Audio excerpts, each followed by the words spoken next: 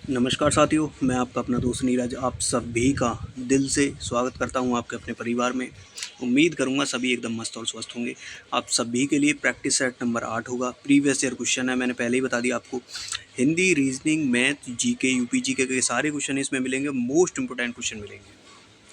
तो आप जो है क्लास को लाइक और शेयर करेंगे। जो बच्चे चैनल पर नए आए हैं भाई, चैनल को सब्सक्राइब कर लें। आपके दिमाग में ये चीज़ रहती है कि भाई नया चैनल है तो क्या ही पढ़ा पाएंगे। तो यार एक बार आप प्रैक्टिस सेट को देखिए लगा के, और फिर आप जो प्रीवियस ईयर क्वेश्चन लगा रहे हैं ना, जहाँ से भी लगा रहे हैं, जहाँ से पढ़ रहे हैं, फिर देख लेना तुलना करके कि वही क्वेश्चन मैं करा रहा हूँ जो प्रीवियस ईयर क्वेश्चन है, जो आपके एग्जाम में पूछे ही जाने हैं। डिक्टो क्वेश्चन मिलेंगे इन क्लासों से आपको।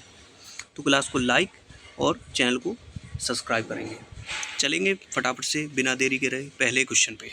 जीके से आज शुरुआत करेंगे। यूपी की जीके है, उससे हम शुरुआत करेंगे। आपके सामने पहला क्वेश्चन, निम्न वन्यजीव अभ्यारण्य में से उत्तर प्रदेश में स्थित है। कौन सा है जो उत्तर प्रदेश में स्थित है? तो आप देख सकते हैं जो ऑप्शन डी में दिया हुआ है, चंद्रप्रभा वन्यजीव अभ्यारण्य, ये आपका उत्तर प्रदेश में हो जाएगा। निम्नलिखित में से बाघों के संरक्षण से संबंध कौन सा स्थल उत्तर प्रदेश में स्थित है? जो किससे? बाघों से। आप सभी को पता होना चाहिए, अमनगढ़। ठीक है, ऑप्शन बी जो है यहाँ से आपका राइट आंसर हो जाएगा। चलेंगे नेक्स्ट क्वेश्चन पे। शेखा झील के नाम से एक नया राष्ट्रीय पक्षी विहार का विकास किया जा रहा है। शेखा झील तो कौन है वो जाएगा कहाँ पे? अलीगढ़ में। Option C. Sur Sarovar Ramsar स्थल के संदर्भ में निम्नलिखित में से कौन सा सत्य है? देखो, दो आपको पॉइंट दिए हुए हैं। यह उत्तर प्रदेश के लखीमपुर खीरी जिले में स्थित है। ठीक है, क्या आपका? सूर सरोवर रामसर स्थल। और दूसरे में दिया हुआ है यह एक मानव निर्मित जलाशय है। तो बताओ कौन सा पॉइंट है जो सही है बच्चों? वो आपका ऑप्शन बी, ये सही हो जाए। केवल दूसरा पॉइंट सही है।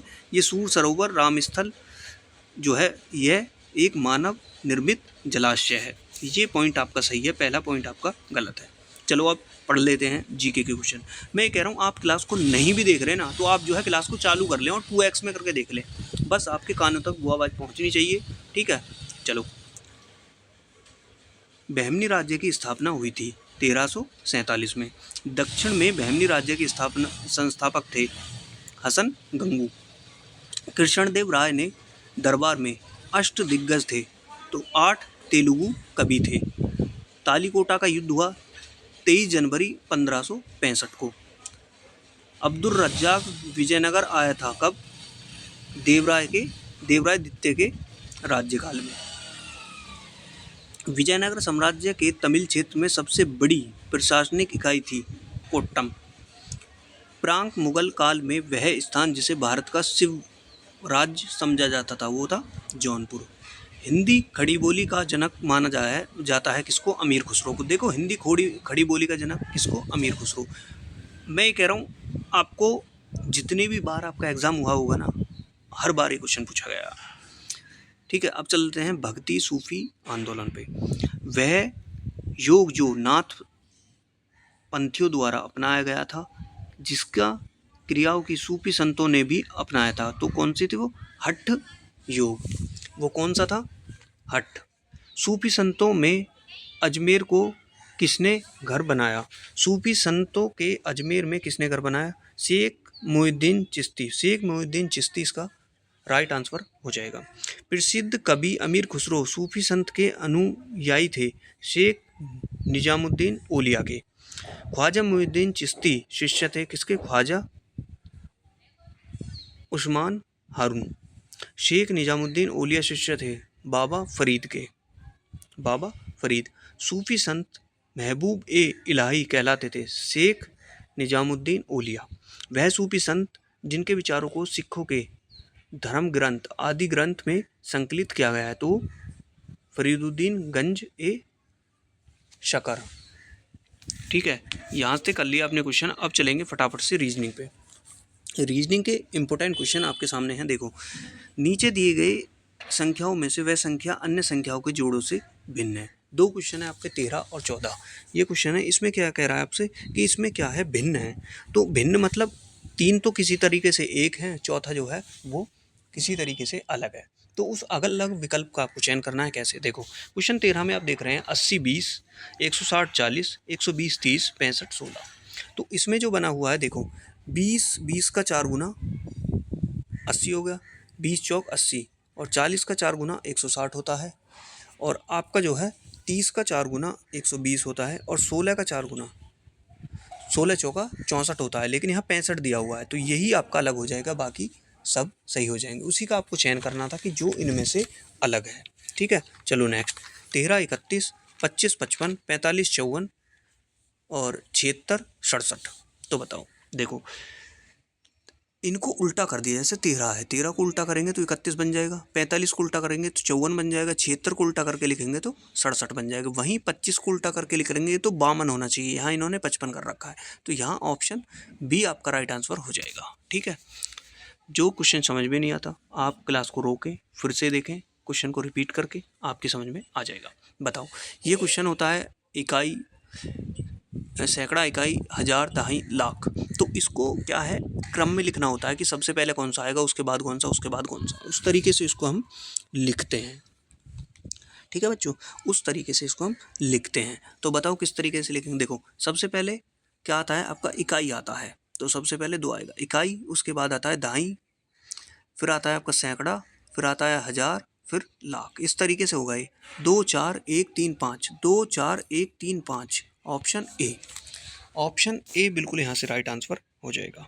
नेक्स्ट, श्रृंखला लुप्त पद, यहाँ क्या आएगा। देखो जैसे के से एम आया, एम से ओ आया, ओ से क्यों आया, तो आगे क्या आएगा। देखो देखो के से एम पे गए, के एल एम, ठीक है, 2 क्या प्लस, ठीक है, एम से ओ पे गए, एम एन ओ प्लस 2 कर रहा है, ओ से पी क्यू पे गए, ओ पी क्यू प्लस 2 कर रहा है, तो आगे भी प्लस 2 करेगा, क्यू में क्यों है ना, प्लस 2 करेगा, आगे भी क्या करेगा, वो प्लस 2 करेगा।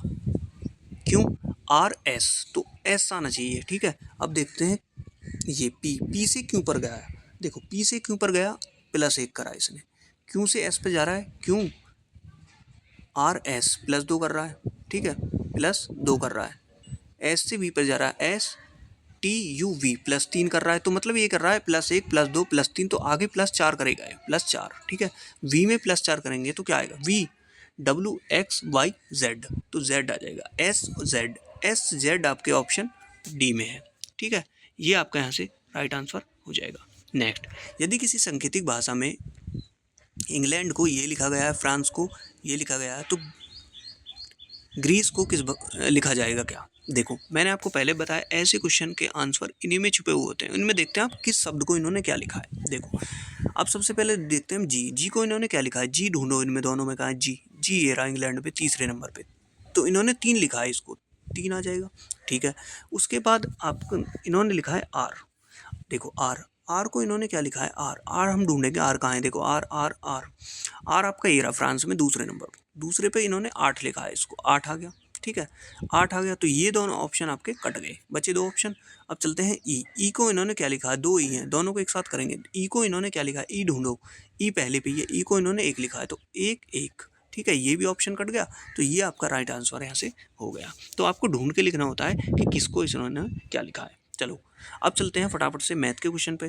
300 विद्यार्थी की एक कक्षा में 150 विद्यार्थी विज्ञान पढ़ते हैं, 10 विज्ञान पढ़ते हैं परंतु हिंदी नहीं। यदि कक्षा में या तो विज्ञान या तो हिंदी लेना अनिवार्य है तो उन विद्यार्थियों की संख्या ज्ञात करें। ठीक है, करो ये क्वेश्चन, देखो कैसे होगा। सबसे पहले बना लेते हैं हम इस तरीके से। ठीक है, ये इसमें कह रहा है विज्ञान, ये तो कर लेता हूँ मैं, विज्ञान कह रहा है 10, विज्ञान क्या वी लिख लेता हूँ, विज्ञान को 10। ठीक है, और वो कह रहा है कि आपके इसको कर लेता हूँ मैं हिंदी। ठीक है, और बीच में क्या है, देखो ये कह रहा है टोटल ये है 150 विद्यार्थी विज्ञान पढ़ते हैं, 10 विज्ञान पढ़ते हैं परंतु हिंदी नहीं पढ़ते। ठीक है, तो ये क्या होगा, -10 करेंगे, 150 है ना, 150 ये आ गया, 150 -10 तो 140, ये आपका हो गया 140। ठीक है, 140, टोटल कितने हैं 300, टोटल कितने हैं बच्चों 300। तो ये क्या करेंगे, देखो 300 में से करेंगे 300 माइनस ये कितना है, ये कितना था 10 और ये कितना होगा 40, 140, तो ये हो गया 150, और आपके 300 में से 150 गए तो 150 बचा। ठीक है, आपका कितना बच्चों 150 बचा। चलेंगे नेक्स्ट क्वेश्चन पे। नेक्स्ट क्वेश्चन देखो, श्रीमती सिंह के परिवार का मासिक बचत व्यय अनुपात 3:8 था। जिस महीने में परिवार की आय 27,500 थी उस महीने में बचत होगी। ठीक है, आपको अनुपात दे दिया और जिस महीने में बचत थी वो दे दी, तो अनुपात आपको बतानी है बचत कितनी होगी। सैलरी भी आपको दे दी यहाँ से। ठीक है, चलो करो इसको। देखो इनको कर लेते हैं 5 और 3, ये आपके हो गए 5, 3 को जोड़ेंगे तो 11 यूनिट हो जाएगा, है ना बच्चों। ये हो गया बच्चों हमारा 11 यूनिट। ठीक है, ये हमारा हो गया यहाँ से 11 यूनिट। ठीक है, ये हो गया हमारा क्या बच्चों 11 यूनिट। ठीक है, ये हमारा हो गया बच्चों यहाँ से 11 यूनिट। अब कह रहा है जिस महीने में परिवार की आय 27,500 थी उस महीने में बचत होगी। ठीक है, ये कह रहा है बचत व्यय अनुपात, बचत और व्यय अनुपात क्या है, ये है बचत कितनी है 303। ठीक है, तो इसको इस तरीके से लिखो, देखो कितनी है टोटल 27,500। ठीक है, गुणा 3 और नीचे आ जाएगा 1100। इसको काटेंगे हम तो ये 2500 आ जाएगा, है ना। काट लो आप, 2500 आएगा और गुणा 3 करेंगे तो ये आ जाएगा आपका 7500, मतलब 7,500। ऑप्शन बी यहाँ से आपका राइट आंसर हो जाएगा। नेक्स्ट, ए बी सी 3 साझेदार 48,000 की समान पूंजी निवेश करके एक व्यापार शुरू करते हैं, लेकिन ए 6 महीने बाद, बी 10 महीने बाद और सी 12 महीने के बाद व्यापार से अलग हो जाते हैं। यदि एक वर्ष में कुल 5250 हुए तो बी का हिस्सा, देखो यहाँ से बी का हिस्सा बताना है। तीनों का देखो, इसका कितना है देखो 6 और इसका 10 और इसका 12। ठीक है, 6 10 12। ठीक है, 6 ए का ये हो जाएगा ए बी सी 6 10 12, 2 से काट लो इनको, ये 3 हो गया, ये 5 हो गया, ये 6 हो गया। ठीक है, इस तरीके से आपका अनुपात होगा। आपसे पूछा है बी का हिस्सा, है ना। इन बी का हिस्सा इन सबको जोड़ो। ठीक है, ये हो गए 6 और 5 11, 11 3 14 हो गए। तो ये आपका जो हो जाएगा बच्चों, ये हो जाएगा बी का हिस्सा पूछा है तो बी को ऊपर रखेंगे 5250। बी कितना है आपको दिया हुआ है यहाँ पे बी कितना है बच्चों, ये रहा बी 5 है तो गुणा 5, और ये टोटल कितना आया था बच्चों, वो आया था 1400। इसको सॉल्व कर लो आप। ठीक है, सॉल्व करने के बाद जो आएगा ना बच्चों, वो आएगा आपका 1875। ठीक है, 1875। ऑप्शन सी यहाँ से आपका राइट आंसर हो जाएगा। यार सॉल्व तो आप कर ही सकते हो इतने छोटी। ठीक है, तो देखो नेक्स्ट, यदि 121 चॉकलेट को 7:4 के अनुपात में बांटा जाता है तो चॉकलेट का छोटा भाग क्या होगा। चॉकलेट का आपसे छोटा भाग पूछा है, छोटा भाग। ठीक है, छोटा भाग, तो छोटा भाग क्या है आपका 4 है। ठीक है, इसमें छोटा भाग क्या है बच्चों आपका 4 है। ठीक है, 4 है, टोटल इनको जोड़ो 7 4 11, और ये कितने दिए हैं 121, तो ये हो जाएगा 121। देखो साफ से लिखते हैं इसको, 121 छोटा भाग कितना है 4, और ये टोटल कितने हैं 11। इसे 11 से काटेंगे, 11 बार जाएगा और 11 चौका 44 आपका यहाँ से राइट आंसर हो जाएगा। Option B. नेक्स्ट आप देख लेते हैं हिंदी के क्वेश्चन, इस क्लास में हमने लास्ट में रखे हैं, तो जो बच्चे ने अभी तक क्लास को लाइक नहीं किया ना यार, क्लास को लाइक कर देंगे। ठीक है, चलो देखो, असफलता एक चुनौती है उसे स्वीकार करो, कहाँ गलती रही देखो और सुधार करो, जब तक न सफल हो नींद चैन को तागो तुम, संघर्ष का मैदान छोड़ मत भागो तुम, कुछ किए बिना ही जय जयकार नहीं होती, लहरों से डर के नौका पार नहीं होती, कोशिश करने वालों की कभी हार नहीं होती। ठीक है, चलो, दो भिन्न भाषाओं के मेल से बना शब्द कहलाता है। जो दो भिन्न भाषाओं के मेल से बना है उस शब्द को हम क्या कहते हैं बच्चों, उस शब्द को हम कहते हैं देखो शंकर शब्द। ठीक है, निम्नलिखित में से योग रूढ़ शब्द चुनिए। योग रूढ़ मैंने आपको बताया जो तीसरे पद की ओर संकेत करता है बच्चों, वो कौन सा हो जाएगा, चक्रपाणी, जिसके चक्र का धारण किया हुआ है। घुड़सवार शब्द में क्या है, घुड़सवार बच्चों यौगिक शब्द हो जाएगा। ये दो शब्दों को जोड़ा है, देखो घुड़ और सवार, तब ये बना हुआ है, तो ये आपका यौगिक शब्द हो जाएगा। सही विराम चिन्ह वाला वाक्य क्या है, देखो बताओ, मैंने आपको समझाया सही विराम चिन्ह वाला वाक्य। देखो, छी तुमने तो नाम ही डुबो दिया, ये बिल्कुल सही है। क्यों, क्योंकि देखो जहाँ आपको विस्मय बोधक है, यहाँ विस्मय बोधक है, तो ये चिन्ह आपका लगना बहुत ज़रूरी है, जैसे ये लगा हुआ है। ठीक है, ये आपका राइट आंसर यहाँ से हो जाएगा। नेक्स्ट, स्वतंत्रीय संग्रामों में हजारों वीरों ने अपने प्राण की आहुति दी। देखो, तो स्वतंत्रता किस तरीके से सही लिखा जाएगा ये आपको बताना है, तो ऑप्शन बी देख रहे हैं ना आप, ऑप्शन बी वाला बिल्कुल सही लिखा हुआ है। नेक्स्ट में आपको दिया हुआ है भारतीय समाज का पुनरुत्थान शिक्षा के विकास में संभव है। तो पुनरुत्थान जो आपको अंडरलाइन किया हुआ है वो किस तरीके से सही लिखा जाएगा? तो बच्चों ऑप्शन बी इसका भी राइट आंसर हो जाएगा, बिल्कुल इस तरीके से सही लिखा जाएगा। आप देख रहे हैं ना, चारों ऑप्शन आपको ऐसे दे दिया, आप चकमा खा जाओगे। आपको पता होना चाहिए किस तरीके से सही लिखा जाता है। देखो, अंतर स्थलीय अंडरलाइन कर रखा है, ये किस तरीके से सही लिखा जाएगा? अंतर स्थलीय। ऑप्शन ए में देख रहे हैं ना आप, बिल्कुल सही है, ये इस तरीके से सही लिखा जाएगा। तो जिन बच्चों ने क्लास को लाइक नहीं किया, क्लास को लाइक करेंगे, चैनल को सब्सक्राइब जरूर करेंगे। मिलते हैं नेक्स्ट क्लास में, तब तक के लिए आप अपना ख्याल रखें। नमस्कार।